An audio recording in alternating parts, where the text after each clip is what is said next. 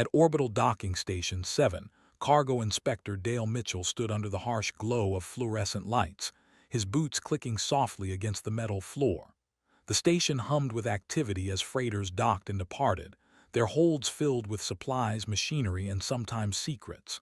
Dale's job was simple: scan every shipment, check every passenger, and make sure nothing dangerous slipped through the cracks. It wasn't glamorous work, but it paid the bills. Today felt different, though.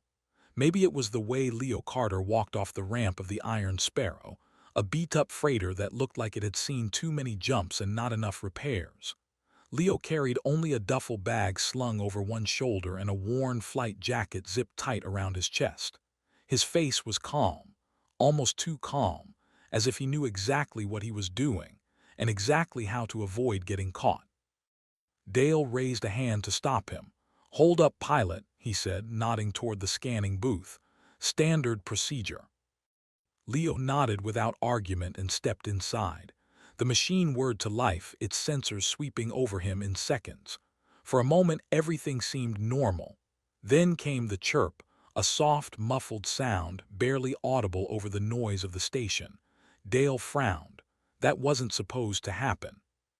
The screen flashed red, unauthorized signature detected, Class Delta, biosecurity threat level elevated. Dale's stomach sank.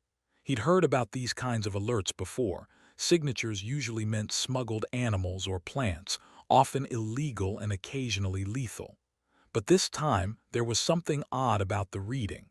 The signal was faint, almost hidden, as if whoever, or whatever, was causing it didn't want to be found. "Open your jacket," Dale ordered, stepping closer. His voice was firm, but his hands hovered near the stun baton at his belt. He didn't like surprises. Leo hesitated for half a second before complying. Slowly, reluctantly, he unzipped the jacket, and there, nestled close to his chest, was a small creature no bigger than a house cat. Its fur shimmered silver in the light, and its eyes gleamed like polished black stones. It made another quiet chirp, tilting its head curiously at Dale. "What is that?" Dale demanded, taking a cautious step back. The cub didn't look dangerous, but looks could be deceiving. "It's just a stray," Leo said quickly, his tone casual but his grip on the cub tightening ever so slightly. "I found it on my last run. Thought I'd bring it aboard for company." "Company?" Dale repeated skeptically. "You know the rules, Carter. No unauthorized, especially not from the Rim worlds." The Rim worlds were notorious for their unstable ecosystems and unpredictable wildlife. Anything brought back from there was treated with suspicion. Before Leo could respond, the quarantine team arrived, clad in white suits. They moved efficiently, surrounding Leo and the cub with practiced precision. One of them held out a containment unit while another scanned the cub with handheld devices. Their leader, a stern woman named Corinne Blake, glanced at the readings and shook her head. "This thing doesn't match any known species," she said. "Genetic markers are inconsistent, could be unstable. We're taking it into custody." Leo's jaw tightened. "It's harmless," he insisted, "just scared." Corinne ignored him, signaling for her team to take the cub. As they hit gently from Leo's arms, the little creature let out a high-pitched whine that sent shivers down Dale's spine. It sounded almost human, almost pleading. By the end of the day, the cub was locked away in a secure biohazard containment unit, labeled dangerous and marked for further study. Leo signed the confiscation papers without another word, his expression unreadable. But deep down, Dale couldn't shake the feeling that something wasn't right.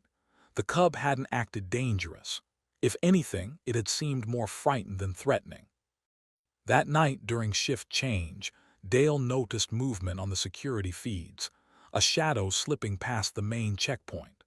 At first, he thought it was just another late-night worker heading home. But then he saw the familiar figure of Leo Carter, moving quietly and deliberately toward the quarantine bay. Dale cursed under his breath and grabbed his comm device. "Security to quarantine level 3, he muttered. "Possible breach in progress." But by the time the guards arrived, Leo was already gone, and so was the cub. All that remained was an empty containment unit and a faint trace of silver fur clinging to the edge of the doorframe. Back aboard the Iron Sparrow, Leo tucked the cub safely inside his jacket once more. He didn't say a word as he sealed the airlock behind him and powered up the engines. The station's alarms blared in the distance, but he didn't look back. He couldn't. He'd done what he had to do. And now, with the cub pressed warm against his chest, Leo knew one thing for certain. This was far from over. The Iron Sparrow hummed softly as it drifted through the vast emptiness of space, its engines running at minimal power to avoid drawing attention. Inside the cramped cockpit, Leo Carter sat with his elbows resting on the control panel, staring out at the endless sea of stars. His flight jacket was zipped tight around his chest, and beneath it, nestled close to his body, was the small silver-furred cub he had smuggled out of 7. Leo wasn't sure why he'd risked everything for the cub. Maybe it was the way the little creature had looked at him back in the quarantine bay, those dark, obsidian-like eyes filled with fear and trust all at once. Or maybe it was because he knew what would happen if he left it behind. The station's scientists wouldn't hesitate to dissect something they didn't understand, especially when it came labeled as dangerous. Leo couldn't let that happen, not to this cub. Still, smuggling a live animal aboard a freighter wasn't easy. Every sound, every movement could give them away. Freighters like the Iron Sparrow were equipped with sensors designed to detect life signs, temperature changes, and even subtle shifts in air pressure. If the ship's AI flagged anything unusual, Leo would have some serious explaining to do, and not much time to come up with an excuse. For now, though, the cub seemed content to stay hidden. It curled itself into a tiny ball inside Leo's jacket, occasionally making soft chirping noises that reminded him of wind chimes on a quiet afternoon. Those sounds were comforting but also nerve-wracking. If anyone heard them, questions would follow. So far, luck, or maybe fate, was on their side. Hours passed, and the silence in the cockpit began to feel heavier. Leo glanced over his shoulder toward the rear of the ship, where Tina Rose, the communications officer, was stationed. She was a sharp woman in her early 30s with short brown hair and a no-nonsense attitude. Her job was to monitor incoming transmissions, keep the crew updated on any potential threats, and ensure the ship stayed off the radar of anyone who might want to inspect it too closely. Tina hadn't said much since they left 7, but Leo noticed she'd been watching him more carefully than usual. He tried to act normal, focusing on routine tasks like recalibrating the navigation system or checking fuel levels. But every time he moved, the faint rustle of fabric betrayed the presence of the cub tucked safely inside his jacket. He prayed Tina wouldn't ask about it. Not yet anyway. Finally, curiosity got the better of her. As Leo leaned forward to adjust the thruster settings, Tina spoke up. Her voice was calm but probing. "You've been acting strange lately," she said. "Anything you want to tell me?" Leo froze for a split second before forcing a smile. "Strange? Nah, just tired, I guess. Long shift at the station." Tina raised an eyebrow. "Long shift, huh? Funny. I didn't think inspectors worked overtime unless there was something worth sticking around for." Her words hung in the air between them, heavy with implication. Leo swallowed hard, trying to think of a response that wouldn't raise suspicion. Before he could say anything, the cub let out another soft chirp from inside his jacket. It wasn't loud, but in the quiet of the cockpit, it might as well have been a shout. Tina's eyes narrowed. What was that? "It's nothing," Leo said quickly, shifting uncomfortably in his seat. "Probably just interference. You know how these old ships can be." "Interference doesn't chirp," Tina shot back, crossing her arms. "Come on, Leo. Whatever it is, I'm not blind, and I'm definitely not stupid." Leo sighed, realizing there was no point in denying it anymore. Slowly, reluctantly, he unzipped his jacket just enough to reveal the cub peeking out shyly. Its silver fur shimmered faintly in the dim light, and its large, curious eyes locked onto Tina's face. Tina stared at the cub for a long moment, her expression unreadable. Then, to Leo's surprise, she didn't yell or demand answers right away. Instead, she leaned closer, studying the creature with a mix of fascination and concern. "Okay," she said finally. "Now we're getting somewhere. Start talking." Leo hesitated, unsure where to begin. But something about Tina's tone told him she wasn't going to turn him in, at least not immediately. So he explained everything: how he'd found the cub orphaned on a derelict transport near the edge of Sector 9, its crew dead and its logs wiped clean. How the station had labeled it dangerous, without even trying to understand what it was. And how he'd smuggled it aboard because leaving it behind felt wrong. When he finished, Tina sat back in her chair, rubbing her temples as if trying to process what she'd just heard. After a few moments, she looked at him again. "You realize you've just put us both in serious trouble, right?" she asked. "If anyone finds out about this." "I know," Leo interrupted, his voice firm despite the guilt gnawing at him. "But I couldn't leave it there, Tina. They would killed it, dissected it. For what? Because it's different." Tina didn't answer right away. She glanced at the cub, which was now nuzzling against Leo's arm, completely oblivious to the weight of the conversation happening around it. Finally, she sighed. "I get it," she admitted. "I do. My brother, before he died, he ran afoul of those same protocols. Got caught smuggling plants from a restricted zone. They executed him for it." Leo blinked, taken aback by the sudden confession. He'd known Tina for years but never heard her talk about her family. Now he understood why she hadn't reported him immediately. Like him, she knew what it meant to lose someone because of laws that didn't care about context or compassion. "Look," Tina continued, lowering her voice. "I won't turn you in, but we need to figure out what this thing is, and fast. If it really is dangerous, we're in bigger trouble than either of us realizes." "I don't think it's dangerous," Leo said firmly. "It's scared, confused. It responds to tone more than touch. Watch." He reached into his jacket and gently lifted the cub into his hands, cradling it like a fragile piece of art. At first, the cub squirmed nervously, its ears twitching at every sound. But when Leo started humming a low, soothing tune, an old Earth lullaby his mother used to sing, it visibly relaxed, closing its eyes and nestling closer to him. Tina watched silently, her skepticism softening slightly. "Okay," she said after a while, "so it's not aggressive. That doesn't mean it's safe. We still need answers." Leo nodded. "There's something else," he added, pulling a data chip from his pocket. "Before we left the station, I grabbed this from the derelict transport. It's fragmented, but it mentions experiments involving symbiotic navigators, whatever that means." Tina took the chip and inserted it into the ship's console. Fragments of text and images flickered across the screen, piecing together a partial story. According to the logs, the cub species wasn't naturally occurring. They were engineered by an ancient civilization to serve as living star charts, guiding ships through chaotic regions. Their biology emitted pulses that resonated with quantum fields, stabilizing unstable routes and opening pathways no human technology could replicate. As the pieces fell into place, Tina's eyes widened. "This isn't just some stray animal," she whispered. "This is advanced tech disguised as biology. No wonder the station wanted it." Leo frowned. "But why call it dangerous? Why not study it properly instead of locking it up?" "Because people are afraid of what they don't understand," Tina replied grimly. "And governments always find ways to weaponize new discoveries. Whoever bred these creatures probably knew that. Maybe that's why they disappeared." The implications weighed heavily on both of them. If the cub truly was part of a lost civilization's legacy, then protecting it wasn't just about saving one life.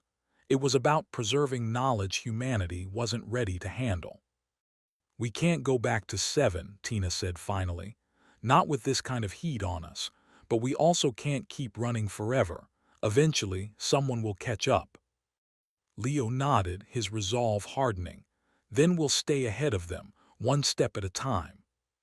For now, the cub rested peacefully in Leo's arms, unaware of the storm brewing around it. Outside the cockpit window, the stars stretched endlessly into the void, offering neither answers nor sanctuary. But for the first time in days, Leo felt a glimmer of hope. Whatever challenges lay ahead, he wouldn't face them alone. The Iron Sparrow drifted silently through the shadow of Neptune's abandoned ring station, its hull blending into the icy debris field that surrounded it. The ship's systems were running on minimal power, and the only sounds came from the faint hum of the engines and the occasional chirp of the cub nestled inside Leo Carter's jacket. It had been days since they'd left Seven behind, but the weight of their decision hung heavy in the air. Leo sat in the cockpit, his fingers tapping nervously against the control panel as he monitored the ship's sensors. So far, they'd managed to avoid detection, slipping through gaps in patrol routes and hiding in blind spots where scanners couldn't reach. But staying hidden wasn't enough, not anymore. They needed answers, and fast. Tina Rose sat across from him, her eyes glued to the data chip they'd salvaged from the derelict transport. She'd spent hours piecing together fragments of information, trying to make sense of the cryptic logs. What she'd uncovered so far was both fascinating and terrifying. The cub wasn't just a living creature. It was a key to unlocking pathways through space that humanity had never dared to explore. "It's not dangerous," Tina said finally, breaking the silence. Her voice was soft but firm. "It's misunderstood." Leo glanced at her, then down at the cub peeking out from his jacket. Its silver fur shimmered faintly in the dim light, and its obsidian-like eyes blinked slowly, as if it understood the gravity of the conversation. "I know," Leo replied, "but try telling that to the people chasing us." Tina sighed, leaning back in her chair. "We can't keep running forever. Eventually, someone will find us, and when they do, we need to be ready." Leo nodded, though the thought sent a chill down his spine. He knew what happened to those who crossed the wrong lines, especially when it came to classified discoveries. Governments didn't care about intentions. All they saw were assets to exploit or threats to neutralize. Neither option ended well for creatures like the cub. "What do you suggest?" Leo asked, his tone tinged with frustration. "We're outnumbered and flying a ship that's older than most of the tech we're up against." "We use what we've got," Tina said simply. "The cub's abilities, the intel from this chip in our brains. We might not have firepower, but we've got something better: knowledge." She tapped the console, pulling up a map of nearby star systems. A cluster of blinking red dots marked areas flagged as hazardous, regions of unstable where gravitational anomalies tore ships apart. Most pilots avoided these zones at all costs, but according to the logs, the cub species had been bred specifically to navigate them. "This is how they survived," Tina explained, pointing to one of the red dots. "Their biology interacts with quantum fields, stabilizing chaotic environments. Without them, entire civilizations would have been cut off from each other." Leo frowned, studying the map. "So you're saying we head into one of these zones?" "It's risky," Tina admitted, "but it's also our best shot at losing whoever's following us. Plus, if we can prove the cub's value without harming it, maybe we can change the narrative. Show people what it really is instead of letting fear dictate their actions." Leo hesitated, weighing the risks. Navigation was dangerous even under normal circumstances, let alone with pursuers closing in. But Tina was right. They couldn't keep running forever. If they wanted to protect the cub, they needed to take a stand. "All right," Leo said finally. "Let's do it. But first, we need to prep the ship. Strip everything non-essential, reroute power to the shields, and double-check the life support systems. If things go sideways, we'll need every advantage we can get." Over the next several hours, Leo and Tina worked tirelessly to prepare the Iron Sparrow for the journey ahead. They emptied cargo bays, reinforced weak points in the hull, and recalibrated the navigation array to account for potential fluctuations in gravitational forces. Meanwhile, the cub stayed close to Leo, its presence a constant reminder of why they were doing this. As they approached the edge of the designated zone, tension filled the cockpit. The ship's sensors began picking up strange readings, energy spikes, shifting gravity wells, and pockets of distorted space-time that made navigation nearly impossible. Even the AI struggled to process the data, throwing error messages across the screen. "This is it," Tina said, her voice steady despite the chaos around them. "Once we cross this threshold, there's no turning back." Leo nodded, gripping the controls tightly. "Then let's hope your theory holds up." With a deep breath, he engaged the thrusters, guiding the Iron Sparrow into the heart of the anomaly. Almost immediately, the ship shuddered violently as gravitational forces pulled at it from all directions. Alarms blared, warning lights flashed, and the navigation system went haywire. For a moment, it felt like they were going to be torn apart. And then something incredible happened. The cub let out a low, melodic chirp, its body glowing softly with bioluminescent energy. The glow spread outward, enveloping the cockpit in a warm, silvery light. Outside the viewport, the swirling chaos of seemed to calm, the distortions smoothing into stable pathways. The ship stopped shaking, and the alarms fell silent. What just happened?" Leo stammered, staring at the cub in awe. "It stabilized the field," Tina whispered, her eyes wide with wonder. "Its biology is interacting with the quantum fluctuations, creating a safe route for us to follow." Leo looked down at the cub, which now rested peacefully in his lap, its glow fading as quickly as it had appeared. "You little miracle worker," he murmured, stroking its fur gently. "You really are a navigator." For the first time in days, a sense of hope washed over him. They weren't just surviving, they were learning, understanding. Maybe, just maybe, they could turn this situation around. But their relief was short-lived. As the Iron Sparrow continued along the newly formed pathway, a sudden transmission crackled over the comm system. It was terse, official, and unmistakably urgent. "Unidentified vessel, this is Station 7 Enforcement Division. You are in violation of interstellar biosecurity protocols. Stand down immediately and prepare for boarding." Leo exchanged a worried glance with Tina. "They found us." "Not yet," Tina said, her voice sharp with determination. "But they will. Keep moving, I'll handle comms." While Leo focused on navigating the increasingly treacherous terrain, Tina scrambled to reroute the signal, masking their location and feeding false coordinates back to the enforcement vessels. Every second counted. If they could stay ahead long enough to exit the zone, they might still have a chance. As the minutes dragged on, the pressure mounted. The cub sensed the tension, letting out soft whimpers that tugged at Leo's heart. He wished he could reassure it, tell it everything would be okay, but he wasn't sure he believed that himself. Finally, after what felt like an eternity, the ship emerged on the other side of the anomaly. The zone faded behind them, replaced by the serene glow of a distant star system. For a moment, they allowed themselves to breathe. "We made it," Tina said, slumping back in her chair. "For now, anyway." Leo nodded, glancing at the cub once more. Its silver fur shimmered innocently in the light, completely unaware of the storm it had weathered. "Yeah," he said quietly, "but this isn't over, not by a long shot." Outside the cockpit window, the stars stretched endlessly into the void, offering neither answers nor sanctuary. But for now, they were safe, and that was enough. The Iron Sparrow drifted quietly through the unfamiliar star system, its battered hull reflecting the faint glow of a distant sun. The ship's systems hummed softly, a stark contrast to the chaos they'd left behind in the zone. For now, there were no alarms blaring, no pursuers closing in, just the gentle rhythm of life aboard a freighter that had seen better days. Leo Carter sat in the cockpit, his hands gripping the edge of the control panel as he stared out at the alien landscape before them.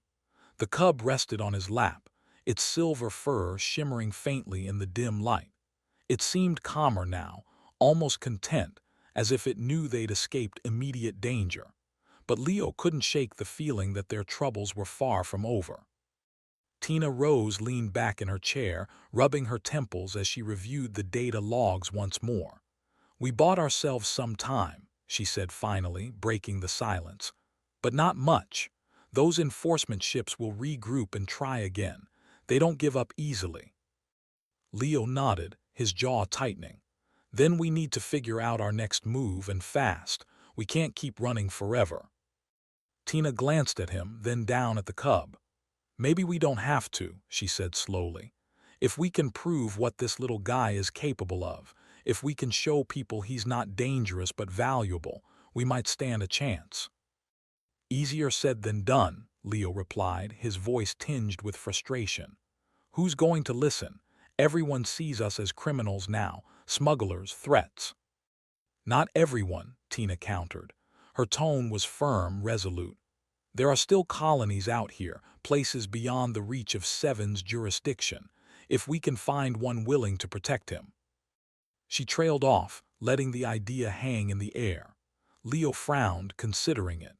It wasn't a perfect plan, but it was something, a glimmer of hope in an otherwise bleak situation. "All right," he said finally, "where do we start?"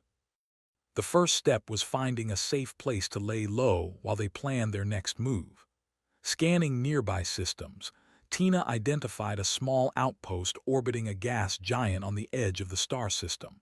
It wasn't much, just a cluster of prefabricated modules connected by narrow corridors, but it was remote enough to avoid unwanted attention. As they approached the outpost, Leo powered down the Iron Sparrow's engines, letting inertia carry them the rest of the way. He didn't want to risk drawing notice, even here. When they docked, the airlock hissed open to reveal a desolate interior. Dust coated every surface, and the faint hum of failing power systems echoed through empty halls. "This place has seen better days," Tina muttered, stepping cautiously onto the metal floor. She pulled out a handheld scanner, checking for signs of recent activity. "Looks abandoned, though. That works in our favor." They set up camp in one of the larger modules, using scavenged supplies to make the space livable. The cub explored curiously, sniffing at corners and chirping softly whenever it found something interesting. Watching it, Leo felt a pang of guilt. This wasn't the life he'd imagined for the creature, not when it had been bred to guide ships through the stars. "We need to find others like him," Leo said suddenly, voicing the thought that had been nagging at him since they'd left the zone. If his species was engineered for navigation, there must be more out there somewhere. Tina nodded, flipping through the fragmented logs on her tablet. According to these records, they were created by an ancient civilization, one that disappeared long before humans reached the stars. If we're lucky, some of them survived. Maybe they're hiding, waiting for someone to come looking. It was a long shot, but it gave them a direction, a purpose beyond mere survival. Over the next few days, they pored over maps and charts, searching for any mention of settlements or ruins linked to the lost civilization. Progress was slow, frustratingly so, but every new clue brought them closer to understanding the cub's origins. One evening, as Leo tinkered with the ship's engines to keep them running smoothly, Tina called him over excitedly. "I think I've got something," she said, pointing to a blinking marker on the screen. "A derelict research station near the edge of this system. According to the logs, it was studying symbiotic phenomena. Could be related." Leo's heart raced. "That's our best lead yet, let's check it out." The journey to the research station took longer than expected, thanks to the Iron Sparrow's aging systems and unpredictable gravitational currents. By the time they arrived, both Leo and Tina were exhausted, but hopeful. The station loomed ahead of them, its skeletal frame silhouetted against the swirling clouds of the gas giant below. Docking was tricky. Parts of the station had collapsed, leaving jagged edges and unstable surfaces. Once inside, they found evidence of hasty evacuation, overturned furniture, scattered papers, and equipment left behind in disarray. It was clear the researchers had fled under duress. Tina immediately began sifting through the debris, searching for anything useful. Meanwhile, Leo kept the cub close, watching warily for signs of danger. The station's silence was unnerving, broken only by the occasional groan of metal shifting in the wind. After hours of searching, Tina let out a triumphant cry. "Got it," she exclaimed, holding up a dusty data core. "This should have everything we need." Back aboard the Iron Sparrow, they plugged the core into the console and waited anxiously as the information loaded. What they found confirmed their suspicions. The cub species hadn't just been bred for navigation. They were part of a larger network, a living map designed to connect civilizations across the galaxy. But the records also revealed something darker. The creatures had been hunted nearly to extinction, their gifts exploited and misunderstood. "They were protecting themselves," Tina said softly, scrolling through the files.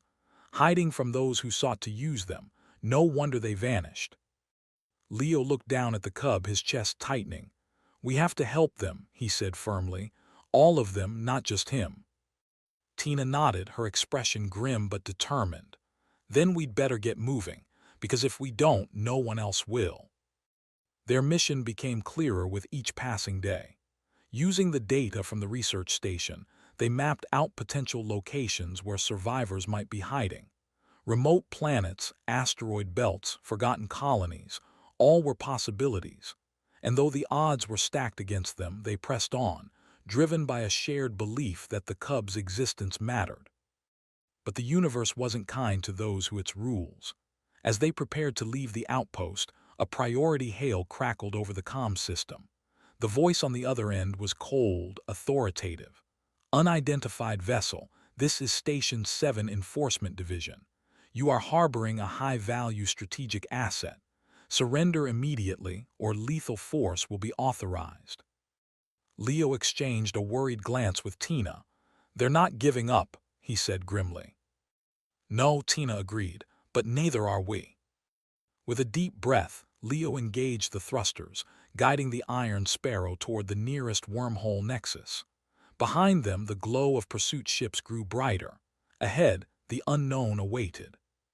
For now, all they could do was run, and hope the cub's song would guide them safely through the darkness. The Iron Sparrow raced toward the wormhole nexus, its engines straining against the limits of their design. Behind them, the glow of pursuit ships grew brighter with every passing second.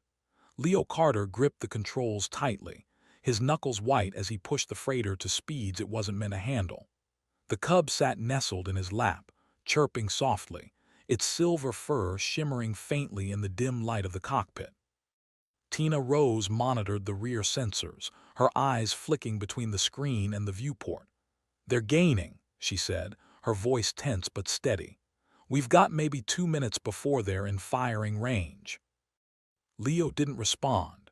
His focus was entirely on the swirling anomaly ahead, a chaotic tangle of energy and distorted spacetime that marked the entrance to the wormhole nexus. It was a dangerous gamble. Even with the cub's abilities, navigating such a volatile region was no guarantee of safety. But staying behind meant capture, or worse. "We're going in," Leo said finally, his tone leaving no room for argument. "Hold on." Without waiting for Tina's reply, he adjusted the thrusters, guiding the ship into the heart of the anomaly. As they crossed the threshold, the Iron Sparrow shuddered violently, caught in the grip of gravitational forces that threatened to tear it apart. Alarms blared, warning lights flashed, and the navigation system went haywire, throwing error messages across the console. And then the cub began to sing. Its melodic chirps filled the cockpit, low and rhythmic, resonating with an almost otherworldly quality. A soft glow emanated from its body, spreading outward until it enveloped the entire ship. Outside the viewport, the chaotic swirl of the wormhole stabilized, forming a clear pathway through the turbulence. The violent shaking subsided, replaced by a smooth, steady glide. What is it doing?" Tina whispered, her voice filled with awe. "It's guiding us," Leo replied, his eyes fixed on the cub, "just like it's supposed to." For several long moments, the only sounds were the hum of the engines and the cub's song. The pathway stretched endlessly before them, twisting and turning in ways that logic. But somehow, impossibly, the Iron Sparrow followed it without faltering. Behind them, the pursuit ships entered the wormhole, but they weren't so lucky. Without the Cub's guidance, they were caught in the unstable currents, their hulls ripped apart by gravitational forces. One by one, they vanished from the sensors, leaving the Iron Sparrow alone in the void. When they emerged on the other side, the sudden silence was almost deafening. The stars outside the viewport were unfamiliar, arranged in patterns neither Leo nor Tina had ever seen before. They had traveled far beyond the reach of seven, and possibly beyond the edge of known space. "Where are we?" Tina asked after a moment, breaking the stunned silence. "I don't know," Leo admitted, glancing at the navigation console.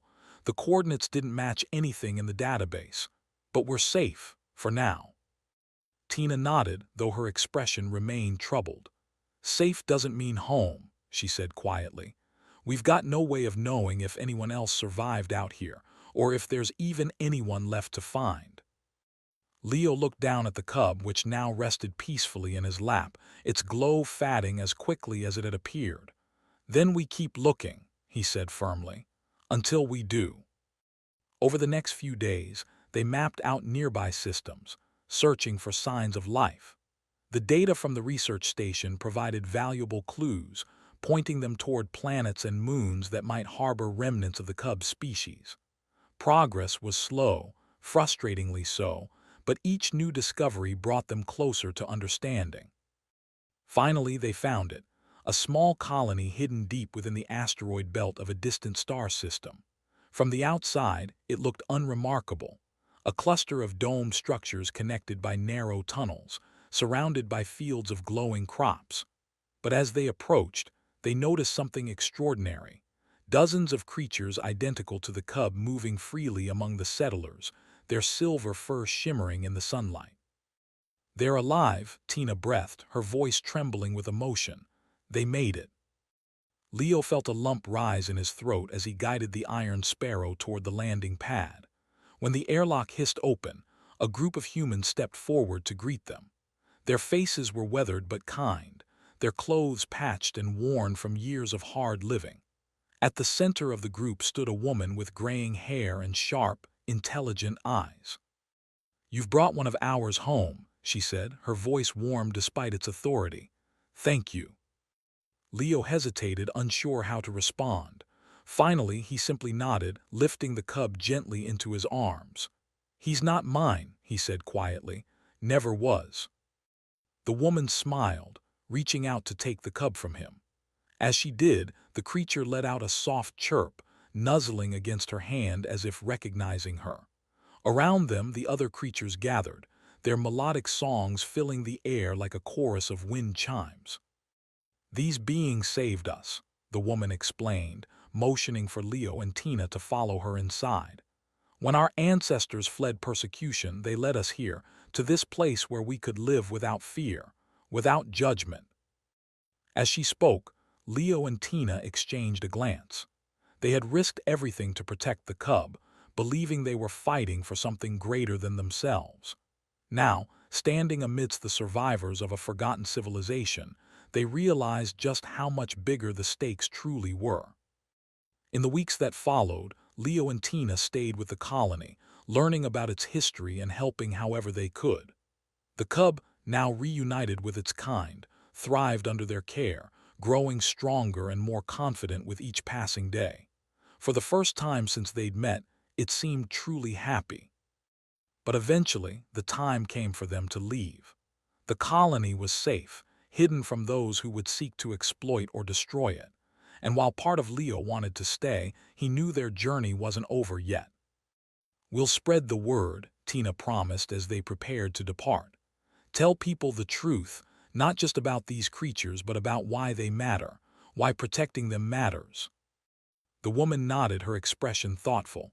"Be careful," she warned. "Not everyone will listen. Some will only see danger, others will see profit." Leo smiled grimly. "We're used to running." With that, they boarded the Iron Sparrow once more, setting a course for the outer reaches of human territory. Behind them, the colony faded into the distance, its glow disappearing among the stars. Ahead lay uncertainty, but also hope. Months later, whispers began to circulate through unsecured channels. Tales of a human freighter and its unlikely co-pilot, charting safe routes through the dead zones and opening trade lanes no fleet could conquer. No one used the word dangerous anymore. And whenever Leo zipped up his old flight jacket against the cold of deep space, a small silver head would peek out, curious, calm, and finally free.